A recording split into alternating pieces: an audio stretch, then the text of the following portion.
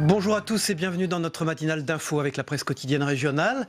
Aujourd'hui, notre invité, c'est Bernard Accoyer. Bonjour, vous êtes député Les Républicains de Haute-Savoie et ancien président de l'Assemblée nationale. Pour vous interroger aujourd'hui à mes côtés, Christophe Bordet de Sud Radio. Bonjour. Christophe. Et Mickaël Zamès de Public Sénat. Bonjour Mickaël. Bonjour à tous. Bernard Accoyer, l'actualité ce matin, c'est le lancement d'un mouvement par Emmanuel Macron, En Marche. Pourriez-vous marcher avec lui, au moins faire un bout de chemin ?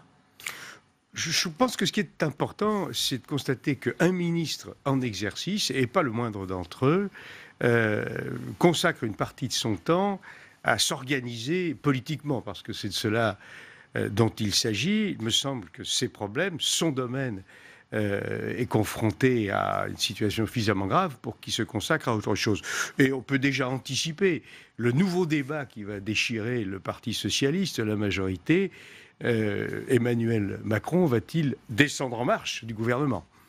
Dites-moi quand même, Bernard Accoyer, quand on voit Jean-Pierre Raffarin qui tweet hier soir « Voilà une offre politique qui ne manque pas d'intérêt, dit-il, son avenir dépendra de sa liberté ». Est-ce qu'il a raison ?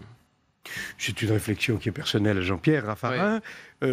Ma réflexion, cette fois-ci politique et plus sérieusement, est qu'il y a au centre, il y a toujours eu en France au centre des passerelles entre la droite, le centre droit, le centre gauche, et on est dans cette mouvance qui va se recomposer. Mais Macron, il peut séduire des gens de droite et des gens du centre. Mais séduire pour faire quoi ? Pour aller dans un gouvernement de droite ou de gauche? Parce qu'en politique, il y a toujours un moment où il faut choisir. Et probablement que cet épisode correspond à une redéfinition de la gauche, une recomposition de la gauche.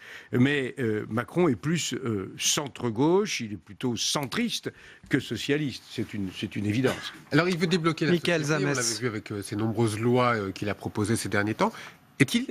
A-t-il réussi son pari ou pas à débloquer cette société, selon vous ? Il a surtout réussi à énerver beaucoup ses petits camarades du gouvernement et du Parti socialiste et de la gauche en général, telle que cette partie de nos compatriotes se définissent. Et aujourd'hui, il cherche à exister après avoir pris son appel sur la gauche dure, celle que porte François Hollande, en tout cas dans la majorité qu'il soutient. Il va essayer d'exister. Ira-t-il très loin ? C'est trop tôt, on ne peut pas... Bernard Accoyer, Emmanuel Macron donc veut débloquer la société, on vient de le dire. Est-ce que la droite ne bloque pas, elle, de son côté, justement, la société? Quand elle refuse, par exemple, de soutenir la loi El Khomri, même rabotée, c'est quand même un premier pas. Et pourtant, comme le dit Jean-Pierre Leval de ce matin dans Les Échos, c'est non, par posture, et parce que, dit-il, on a la droite la plus bête du monde. Vous lui répondez quoi, Jean-Pierre Leval ? Écoutez, je pense que son bilan personnel mériterait qu'on discute aussi avec ce qu'il a fait au cours de sa longue carrière. Mais ça, c'est un autre sujet. Non, mais par rapport à ce qu'il dit là, sur la loi El Khomri. Je vais vous répondre. La loi El Khomri version 1, nous l'aurions votée. La loi qui a été revue aboutit à des solutions qui seront plus lourdes pour notre économie que ce qui existe aujourd'hui. Un code du travail qui sera plus pesant, plus rigide qu'il n'est aujourd'hui. Alors il est vrai, il reste encore quelques dispositions et quelques articles que nous allons voter, que nous votons. J'étais en commission jusqu'à une heure avancée hier soir à l'Assemblée nationale. Nous avons passé à peu près 4 heures sur le compte personnel d'activité. Nous n'avons pas voté... 4 heures, rien que là-dessus. Oui, nous n'avons pas voté cet article qui a été profondément remanié par les concessions que la gauche a faites aux manifestants, aux syndicats les plus conservateurs, parce que c'est une usine à gaz, c'est même un complexe gazier absolument ingérable, non identifiable. Il y a quand même 1000 amendements au total. Mais qui sont essentiellement des amendements de gauche. D'accord. Donc, est-ce qu'il faut que ce texte retrouve son origine? Nous avons mis, et nous mettrons toujours, des amendements pour revenir au texte d'origine. Et nous voterions ce texte s'il revenait à ce qu'il était au départ. Qu'il contienne encore quelques dispositions et quelques articles qui vont dans le bon sens. Mais oui, bien sûr, c'est vrai. Mais globalement, c'est un texte qui ne va plus. Et c'est pour cette raison qu'il est bien probable que nous ne puissions pas le voter. Mais nous le regrettons. Mickaël Zamès. Qu'est-ce que vous pensez, vous, des actions de ce qu'on appelle les nuits debout, qui commencent à un peu parcourir toute la France? Est-ce que vous regardez ça de près? Ça peut être un mouvement national? Oui, j'ai vu ça. Écoutez, la France, surtout au printemps, a souvent des mouvements de cette nature, surtout lorsqu'il y a des débats politiques, et il y en a un au sein de la gauche. Ça va faire pchit? Je ne peux pas vous dire, il faut toujours se méfier des pronostics. Néanmoins, en France... Il faut se méfier des mouvements aussi? En ce moment, c'est la gauche qui est au pouvoir. C'est moins favorable à l'émergence d'un mouvement puissant de ce côté-là. On le voit bien d'ailleurs. Il y a un certain essoufflement des manifestations. Je voudrais vous parler maintenant des Panama Papers. Vous avez entendu ça depuis le début de la semaine. Emmanuel Macron, encore lui, qui estime que ce n'est pas un délit d'être sur la liste des fraudeurs de Panama Papers. Donc il n'y a pas de mal à aller dans les paradis fiscaux? D'abord, c'est un problème extrêmement complexe. Que nous soyons unanimes à condamner la fraude fiscale, c'est une évidence. Après, il faut regarder plus précisément chacun des dossiers.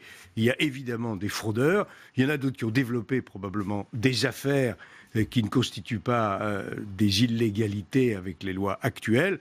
Maintenant, ce que je pense, c'est que la numérisation de l'économie, la numérisation de la finance, la rétraction de plus en plus forte de la monnaie en tant que numéraire, que papier, fait qu'il y aura de moins en moins de paradis fiscaux. C'est une très bonne chose. Et que nous assistons à une nouvelle étape, c'est très bien. Cela étant dit, en ce domaine-là, Christophe Bordet. Bernard Accoyer, faut-il poursuivre pour faux témoignage Frédéric Oudéa, le patron de la Société Générale, qui en 2012 affirmait dans cette maison, au Sénat, devant les sénateurs, que la banque n'avait plus d'activité avec le Panama? L'affaire Panama Papers a prouvé le contraire. Il faut le poursuivre, à votre avis? Je pense que le bureau du Sénat a été saisi par l'un des sénateurs. Il aura tous les éléments, le compte-rendu de l'audition de Frédéric Oudéa. S'il a menti, il mérite des poursuites? C'est au bureau de l'Assemblée, du Sénat. Ça, c'est de la langue de bois. Non, attendez, non mais je ne connais pas exactement ce qu'a dit Frédéric Oudéa devant la commission d'enquête. Je ne connais pas le fond non plus sur lequel il s'exprimait. On ne condamne pas comme ça une personnalité qui est une personnalité active de l'économie française. C'est aussi des personnalités qui correspondent au dynamisme économique. Donc c'est un fait évidemment sérieux, grave, qui mérite d'être évalué. Et encore une fois, le bureau du Sénat est pleinement compétent pour prendre une décision. Vous savez qu'il y a aujourd'hui un grand sommet franco-allemand.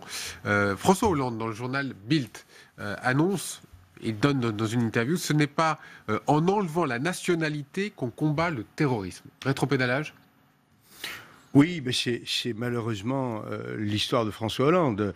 Il fait un coup 3 jours après les dramatiques et terribles attentats du 13 novembre, en se faisant applaudir par l'ensemble des parlementaires réunis en congrès à Versailles, et il annonce la déchéance de nationalité pour les binationaux condamnés pour faits de terrorisme. Il vient de nous dire qu'il n'y croyait pas.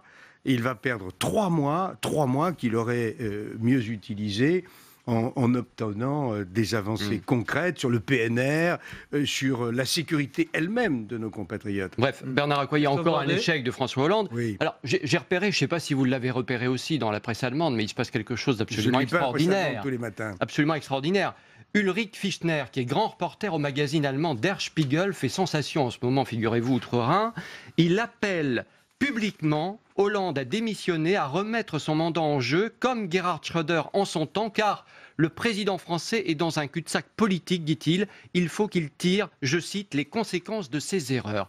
Est-ce qu'il a raison, ce journaliste-là? Je pense que venant d'un homme de presse allemand, d'un observateur allemand, il tire surtout les conclusions de la dégradation du lien historique entre la France et l'Allemagne, entre le gouvernement français et le gouvernement allemand, entre les dirigeants, les chefs d'État français et allemands. Jusque-là, toujours, qu'ils soient de droite, qu'ils soient de gauche, que ce soit de la CDU ou que ce soit les socialistes allemands, il y a toujours eu un rapport intime qui a tiré l'Europe. Et malheureusement, François Hollande aura cette responsabilité historique supplémentaire qu'il a distendu de façon extrêmement grave et inquiétante ce lien qui était le moteur, ça c'est le mot allemand, le moteur moteur de l'Europe, de la construction européenne, la pérennité européenne, et de notre côté, le couple franco-allemand. C'est très grave et c'est ce qu'on exprime, je pense, la presse allemande dans cette déclaration. Bernard Accoyer, on va passer à l'actualité de votre famille politique.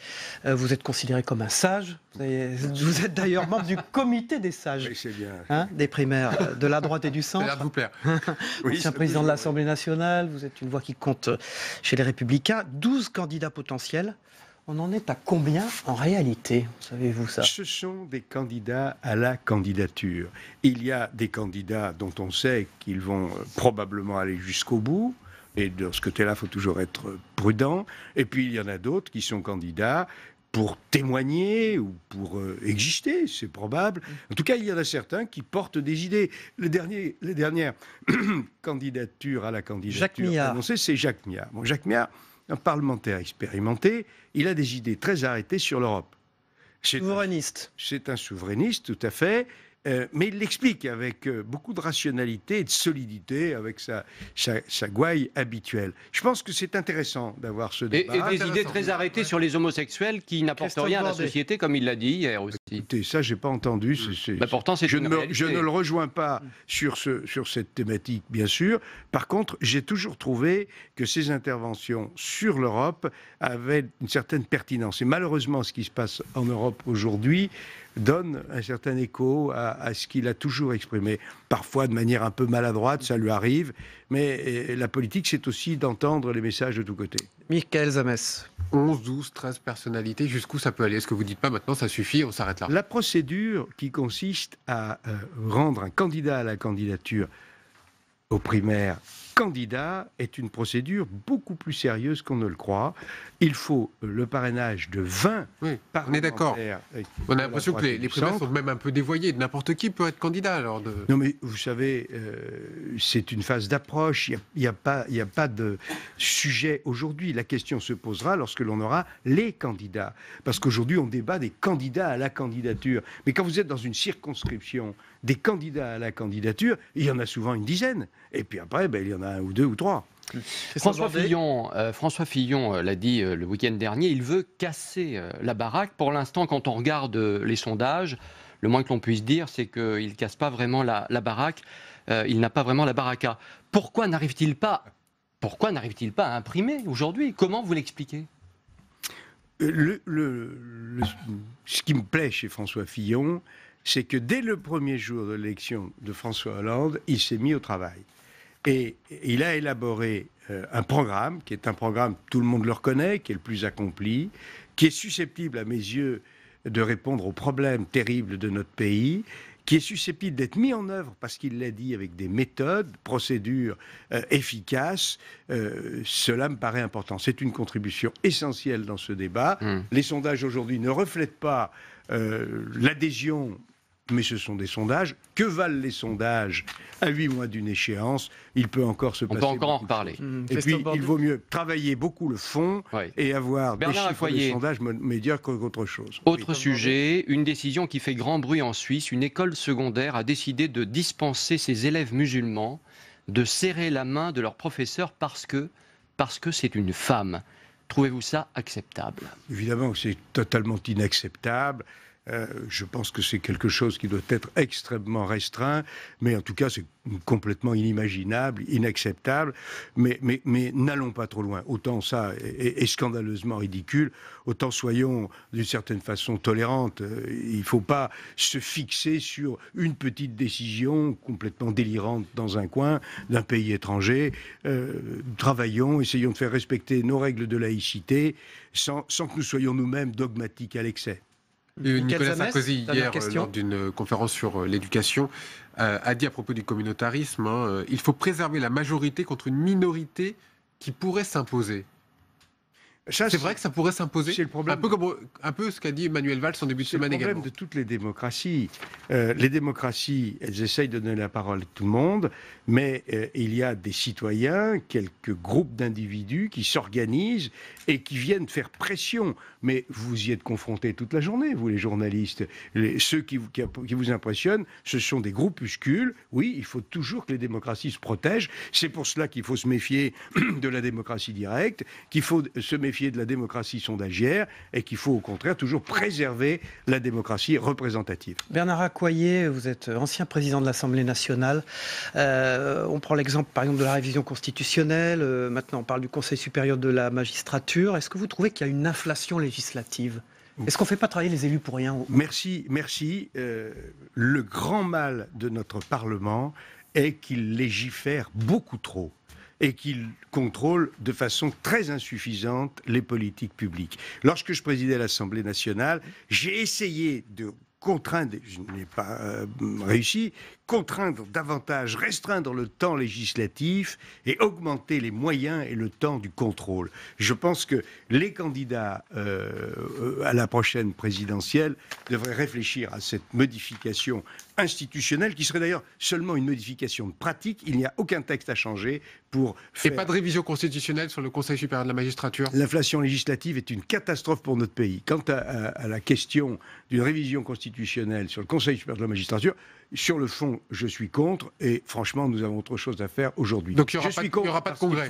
Je pense qu'il n'y aura pas de congrès, non. Il n'y aura pas de majorité pour le congrès. Merci Bernard Accoyer, vous êtes député Les Républicains de Haute-Savoie et ancien président de l'Assemblée nationale, d'avoir été l'invité de cette matinale d'info. On passe à l'analyse de l'actualité, mais aussi de vos propos avec les éditorialistes de la presse quotidienne régionale dans un instant. Merci, bonne journée. Merci.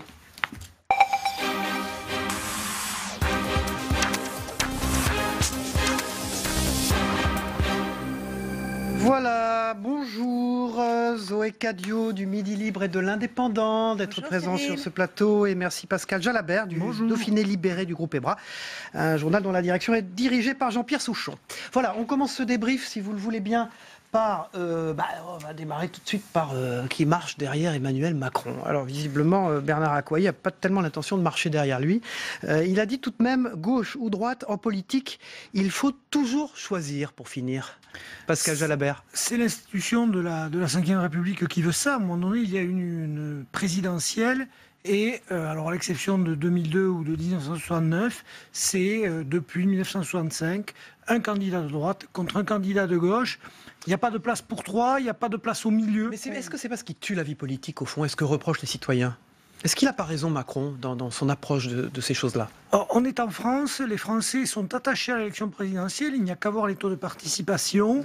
On n'est pas un pays de tradition parlementaire, on est bonapartiste. Voilà. Il se présente comme transparti tout de même. Il dit je fais un mouvement et pas un parti politique. Alors il tente une recomposition, elle est dans l'air en disant ben oui, à gauche certains sont plutôt sur une ligne social-libérale, à droite on voit bien qu'il y a une fracture entre une droite qui est plutôt conservatrice sur les valeurs et une autre qui est plutôt centriste, qu'incarne un peu Alain Juppé.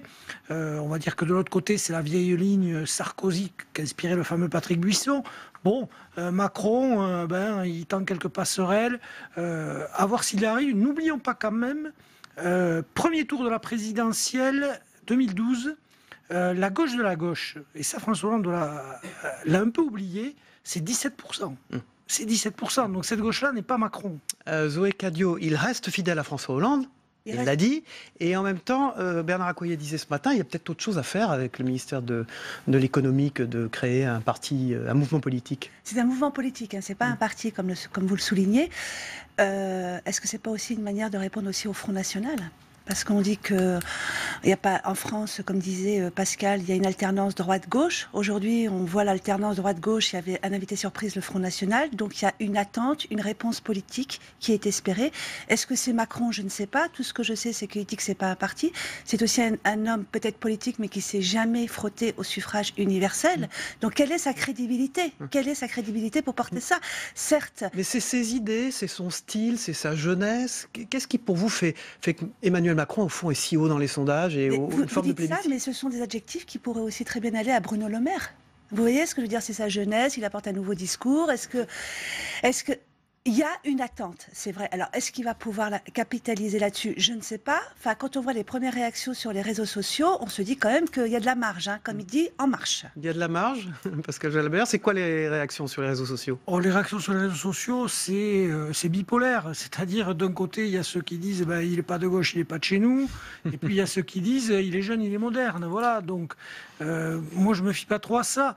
ce qu'on peut dire pour le moment, c'est qu'Emmanuel Macron, il a bien compris une chose, c'est que les gens ne voulaient pas rejouer le match de 2012, le match de 2012 en 2017. Donc, qui peut aujourd'hui incarner ça à gauche? Pas grand monde. Cadio. Donc, est-ce que ça veut dire que c'est une inspiration? Est-ce que ça va faire pchit, comme disait M. Accoyer? Ça, j'en sais rien. On passe au rôle des banques qui est pointé dans l'affaire, évidemment, du Panama Papers, avec ce qu'a déclaré Frédéric Oudéa en 2012 au Sénat, où il disait au fond que sa banque n'avait plus d'activité. Avec les paradis fiscaux, il se retrouve devant le fait qu'il y en a. Alors, et qu'est-ce qu'il faut faire? Vous avez vu, Bernard Accoyer était très modéré dans cette affaire. Il a même dit on ne condamne pas une personnalité active de l'économie française comme cela. D'accord, mais enfin, ça n'empêche pas de tous les jours à la une du Monde, on condamne quelqu'un. Et puis regardez, on a dit qu'il y avait plein de révélations. On s'aperçoit que finalement, toutes les révélations qui ont été faites ces dernières semaines, je ne sais pas que je veuille décrédibiliser le travail du Monde, mais il n'y a pas véritablement de révélations. Je prends l'exemple du Front National, les 2 millions, c'est des affaires qui étaient connues, qui avaient été révélées par Mediapart dès 2015. Vous voyez ce que je veux dire? Donc, on a l'impression un peu qu'on entretient tout ce climat de bashing à droite, à gauche sur le financement. De toute façon, il ne faut pas se faire d'illusions.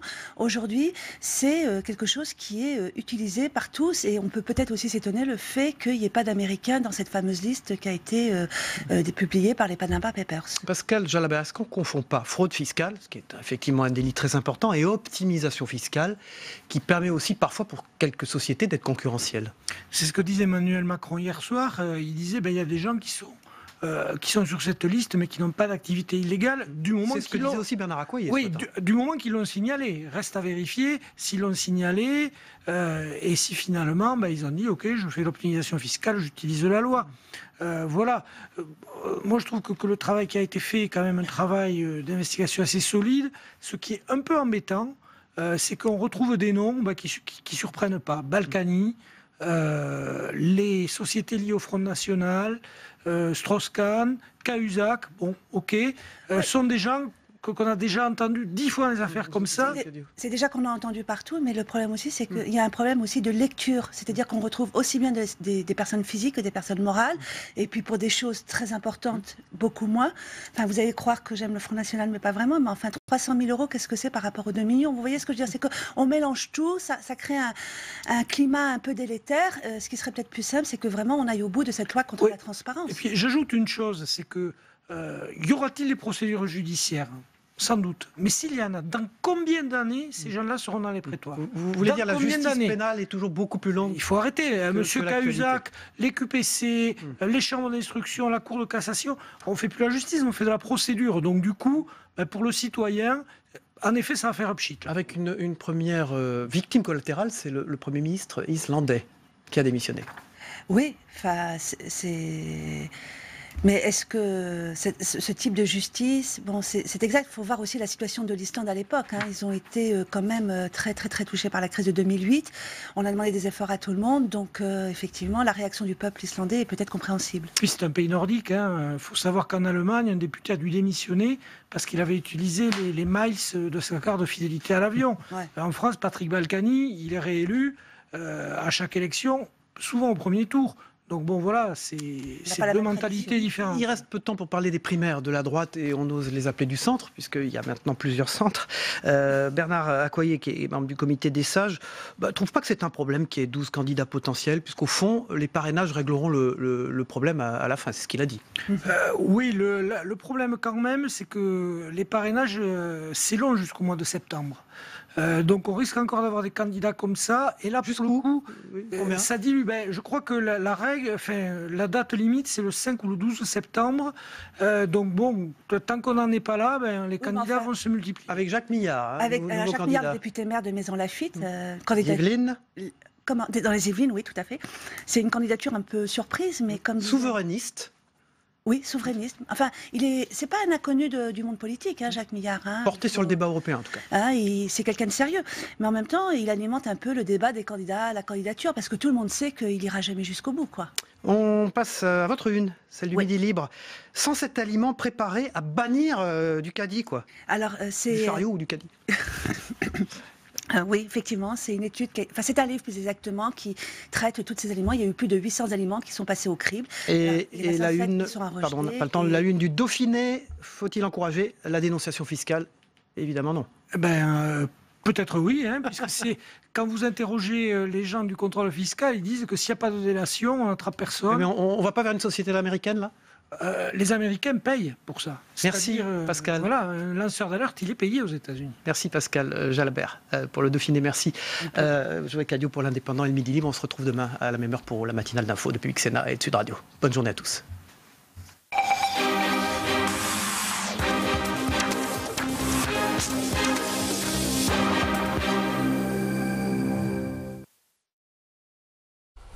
Continuez à réagir sur les réseaux sociaux avec le hashtag Territoire d'Info.